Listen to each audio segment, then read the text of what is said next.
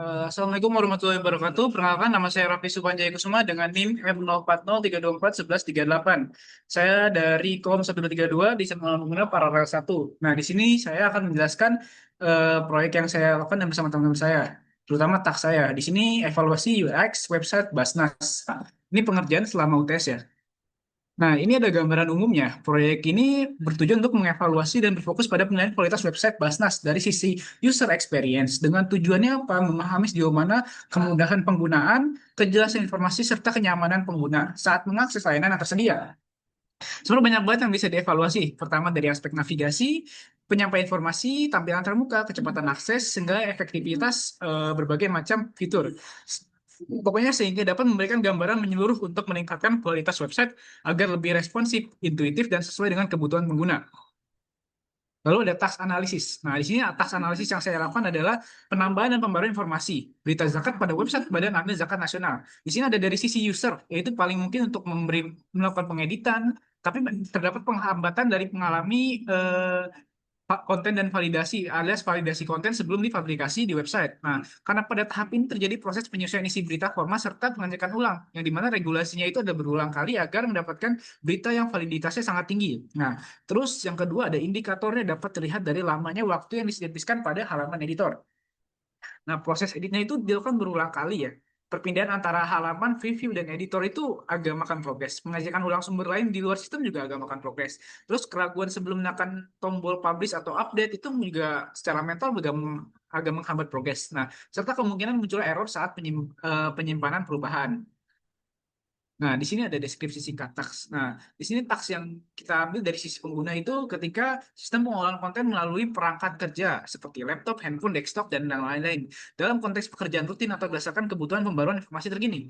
Proses ini dilakukan dengan login ke CMS, terus kita bisa buka daftar berita, memilih atau menambahkan konten, dan melakukan pengeditan. Meninjau kembali si metadata, lalu memperbarui dan mempublikasi berita. Sebenarnya pencapaian pengguna yang diharapkan itu ada pada pengelolaan dan memperbarui dan memasukkan kualitas konten di publikasi itu harus relevan, akurat, dan sesuai dengan standar organisasi yang ditentukan. Nah, upayanya itu seperti menjaga konsistensi dan validitas informasi, terus juga melakukan pembaruan konten secara tepat waktu, terus mengoptimalkan struktur dan metadata konten, terus juga memastikan setiap konten telah melalui proses verifikasi sebelum dipublikasikan, seperti yang sudah di SOP-kan pada organisasi. Ya, secara keseluruhan eh, pengguna ini ingin menjamin bahwa seluruh kontennya itu dikelola memenuhi standar kualitas dan pendukung tujuan komunikasi organisasi yang tinggi, serta memberikan nilai informasi yang optimal bagi audiens. Nah, terus ada konteks penggunaan taksnya. Di sini ada yang pertama pembaruan informasi berkala. Nah, pengguna mengakses sistem ini untuk memberi konten secara rutin agar informasi tetap aktual, relevan, dan sesuai. Terus ada pengolahan dan penyuntikan konten, menambahkan atau mengedit konten beserta metadata untuk menjaga kualitas konsistensi dan serta keterbacaan informasi sebelum dipublikasikan. Terus ada publikasi dan validasi konten. Nah, ini pengguna melakukan peninjauan akhir terhadap konten, sebagian dari kontrol kualitas lah. Nah, di sini ada perangkat dan lingkungan yang kita analisa. Pengguna menjalankan taks menggunakan perangkat kerja seperti laptop, handphone, desktop. Ya, intinya yang harus terhubung dengan koneksi internet untuk mengakses sistem CMS. Nah, aktivitas ini biasanya dilakukan di banyak hal sih, misalnya di lingkungan kerja, ataupun lingkungan rumah, ataupun segala macam. Yang penting, purpose-nya adalah untuk mendapatkan informasi tentang zakat atau kebutuhan informasi regulasi dan informasi dari zakat tersebut. Nah, di sini ada produk jenis. Nah, sebenarnya dari segi produk jenis itu banyak banget. Nah, ya banyak yang serupa seperti CMS itu banyak banget seperti WordPress, Joomla dan Drupal. Itu ya digunakan untuk mengelola juga, mengedit hingga mempublikasikan konten digital secara umum. Nah, sistem-sistem ini menyediakan fitur juga banyak serupa seperti manajemen pengguna, pengolahan konten, pengaturan metadata, serta proses publikasi. Namun beda gitu tingkat kompleksitas, fleksibilitas dan kebutuhan teknis penggunanya. Nah, karena kalau misalnya di tak saya kan yang kita prioritaskan adalah bagaimana informasi itu secara akurat dan dapat ditinjau ulang berkali-kali sehingga itu menjadi informasi yang akurat dan relevan dengan kondisi terkini gitu. Nah, untuk stakeholdernya ada 5. Yang pertama ada admin, yang kedua ada editor, yang ketiga ada pengimbang sistem, yang keempat ada manajemen, yang kelima ada pengguna akhir. Nah, sebenarnya makin banyak ada perannya. Yang pertama, admin itu tanggung jawabnya membuat, mengedit, dan meninjau, serta mempublikasikan. Yang penting peran itu memastikan kualitas dan aktualitas informasi yang ditampilkan. Yang kedua ada editor. Editor itu berperan melakukan pengecekan validasi, pengecekan kualitas, ya dia make sure semua hal untuk dipublikasikan nanti. Nah, Yang ketiga ada pengembang IT. Itu bertanggung jawab dalam pengembangan pemeliharaan serta ya sistem CMS-nya itu harus terkontrol gitu. Terus ada manajemen.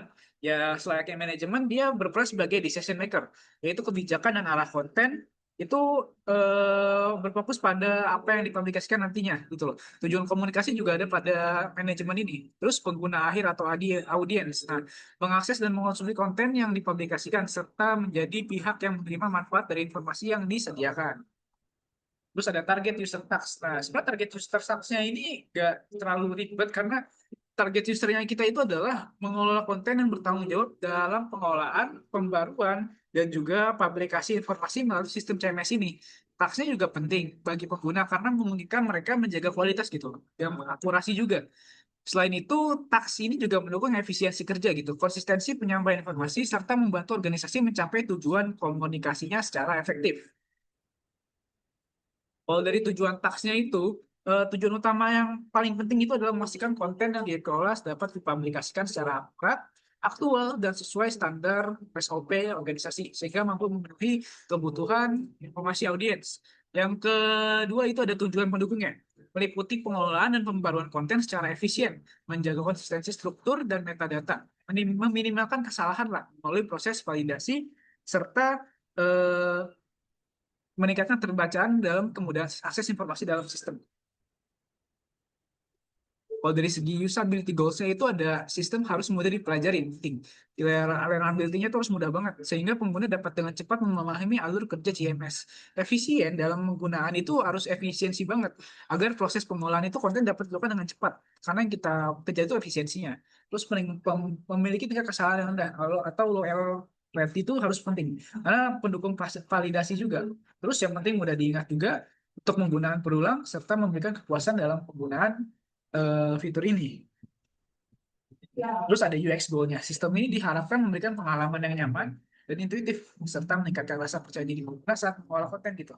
Memberikan kejelasan alur kerja, serta menciptakan pengalaman yang efisien, menyenangkan, dan minim hambatan sehingga pengguna dapat bekerja secara produktif dan fokus pada kualitas konten. Nah, kalau dari segi konsumennya itu, biar mereka tuh apa ya, mendapatkan experience di mana mereka mendapatkan berita atau informasi itu yang valid tanpa harus mengecek berulang kali gitu. Karena ini berdasarkan website yang sudah jelas sumbernya dan juga tercantum sumbernya dari mana, informasi dari mana. Jadi kita tidak dari sisi usernya itu tidak harus memberikan experience yang dia tuh harus berulang kali kemana-mana untuk mendapatkan validitas dari berita tersebut gitu. Terus dari segi masalah dan risiko. Pertama itu ada kesalahan konten. Ini error tinggi. Konten itu dapat mengandung typo dan segala macam. Itu yang menyebabkan akurasi tidak tepat. Yang kedua, efisiensi proses. Nah, alur kerja itu yang rumit atau tidak intuitif itu tidak intuitif itu menyebabkan waktu lebih lama. Seperti saya bilang, nanti ada ulang kali pengecekan, informasi kemana-mana, harus ke sana ke sini, itu malah tidak efektif gitu loh. Yang ketiga, keterlambatan publikasi. Nah, kalau misalnya dari taksi ini mengalami keterlambatan publikasi, nanti sistemnya itu tidak dapat optimal gitu. Dan malah menghambat proses review, approval, dan segala macam. Terus penurunan kredibilitas konten yang nggak bisa dikontrol. Potensi menurunkan kepercayaan audiens terhadap organisasi dan informasi yang disajikan. Nah, ada metode wawancara. Metode wawancara yang saya gunakan itu ada di contextual inquiry, observasional interview dengan pendekatan think a lot terbatas. Nah, yang penting tuh dalam konteks ini, wawancara saya adalah mengarahkan mereka untuk mengerjakan apa namanya, mengambil itu secara natural gitu loh, tanpa saya memberikan aba-aba seperti apa. Karena untuk mendapatkan data yang sangat penting dan data yang aktual juga, tanpa mengarahkan identifikasi kesulitan nyata atau segala macam, itu tidak saya arahkan. Terus dari text-based usability testingnya, metode text-based usability testing yang saya lakukan itu adalah dengan meminta pengguna menyelesaikan serangkaian tugas spesifik dalam sistem. Nah, seperti login dan segala macam tanpa instruksi langkah-langkah. Biarin aja ya, pengguna itu mengeksplorasi sistem secara mandiri gitu. Sementara peneliti itu mengamati, saya itu mengamati bagaimana mereka menyelesaikan setiap task gitu. Catat waktu penyelesaian, kesalahan terjadi, itu coba saya evaluasi, ini apa aja yang bisa saya rombak gitu. Ini ada pattern-nya, ada tiga sumber informasi yang saya dapatkan dari Farid, Raya, dan Ella. Nah, ini dari empat map yang dapat saya simpulkan. Ketiga personel memiliki perbedaan. Dari mereka juga berpikir bahwa informasi siapa harus jelas, terpercaya, dan memenuhi. Mereka merasakan juga kebutuhan akan mudah akses tanpa kebingungan, serta kepercayaan terhadap sumber informasi. Terus dari sisi view-nya, mereka mengakses website Basnas untuk mencari informasi yang relevan, tentu. untuk belajar, kebutuhan sehari-hari maupun akademik. Sementara dari sisi katakan itu mereka menghargai penjelasan yang sederhana namun tetap akurat. Ya selayaknya aja informasi. Mereka dengan hal yang simpel tapi akurat karena yang penting kan dari informasi adalah untuk cepat ditangkap. Nah, ini menunjukkan bahwa pengguna menggunakan pengalaman yang informatif, terstruktur, dan dapat dipercaya seperti dengan tingkat kompleksitas yang bisa menunjukkan berbagai tipe pengguna. Kita ada customer journey map-nya. Nah, terus di sini customer journey map secara singkat itu menunjukkan bahwa pengguna memulai dari awal tahap awareness ya. Kita membutuhkan informasi zakat, lalu masuk ke tahap exploration dengan mencari website Basnas, informasi tertentu. Selanjutnya masuk ke tahap interaction, pengguna memahami dan membaca ya konten-konten yang tersedia lah. Terus masuk ke evaluation di mana pengguna menilai apakah informasi jelas, relevan, dan terpercaya. Ya, terakhir outcome-nya adalah pengguna memahami dan terhadap keputusan pemahaman zakat atau menunaikan zakat gitu. Ya sintesisnya ada tiga sebenarnya. Ya Farid membutuhkan kalau dari segi Lela itu dia dapat disumpan dari Farid, Lela dan Raya itu yang penting ketiganya memiliki kebutuhan yang sama yaitu mencari informasi zakat melalui website Dasnas meskipun latar belakangnya berbeda. Kalau dari Farid dia butuh penjelasan yang sederhana, Lela butuh informasi yang praktis. Kalau dari Raya dia lebih fokus pada keakuratan informasinya. Dari ketiga itu dapat disimpulkan kalau misalnya website menyediakan informasi zakat yang mudah dipahami oleh berbagai kalangan.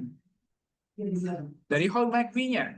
Dari How Make Me-nya dibuat dari analisis dari bahwa pengguna tulisan menemukan dan mengambil informasi zakat dari beberapa opsi. Ya kita pilih kategori Just Like itu untuk membantu pengguna menemukan dan memahami informasi secara cepat dan melalui navigasi yang jelas. Dari user personal map-nya, ya pengguna ini individu muda lah. Yang saya buat ini adalah, namun dari sini kita bisa lihat pengguna ini sering mengalami kesulitan karena banyak pilihan artikel, isi yang terlalu panjang dan kompleks serta kurangnya penjelasan. Terus dari kita bisa ambil POV map-nya di sini menunjukkan bahwa pengguna yang aktif mencari informasi online membutuhkan cara yang lebih mudah. Intinya yang mudah, cepat, ringkas, dan relevan serta terpercaya. Jadi mengapa hal ini dilakukan? Hal ini dilakukan untuk memastikan bahwa solusi yang dirancang benar-benar menjawab kebutuhan dan permasalahan nyata pengguna. Pas sekedar asumsi sih, sehingga sistem yang dihasilkan lebih efektif, mudah digunakan, memberikan pengalaman yang optimal. Landasannya pendekatan ini berdasarkan prinsip user-centered design. CD ISO 9241-2110 yang menekankan fokus pada pengguna serta metode design thinking pada tahap empathize, define, dan idea dari the interaction design foundation. Ya intinya menekankan pentingnya memahami pengguna sebelum merancang solusinya. Nah, terima kasih. Ini adalah progres UTS saya terhadap proyek ini. Apabila kurang lebihnya mohon maaf. Wassalamualaikum warahmatullahi wabarakatuh.